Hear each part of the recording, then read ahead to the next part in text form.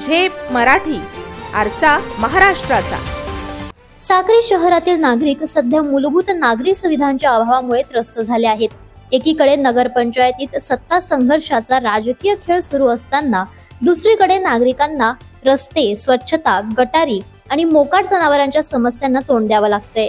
शहरातील तहसील कार्यालयासमोर घाणीचं साम्राज्य आहे, तर मुख्य बाजारपेठेकडे जाणाऱ्या पोळा चौकात रस्त्यांवरील खड्डे, पेट्रोल पंप परिसरात मोकाट जनावरांचा उपद्रव आणि रामदेवजी बाबा नगरमधील अंबापूर रोडवर सांडपाण्याची समस्या या साऱ्या अडचणी नागरिकांच्या दैनंदिन जीवनात अडथळा ठरत आहेत।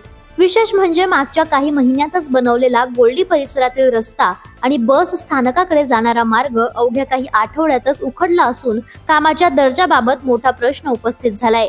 याबाबत स्थानिक नागरिकांमध्ये तीव्र नाराजी असून त्यांचं म्हणणं आहे की नगर पंचायत प्रशासनाने डोळेझाक केली असून समस्या मांडूनही उपाययोजना होत नाहीयेत। प्रशासनाच्या निष्क्रियतेमुळे साक्री शहराचा चेहरा मोहरा विद्रूप झालाय। या प्रश्नांकडे गांभीर्याने लक्ष देत स्थायी उपाययोजनांची मागणी नागरिकांकडून होते।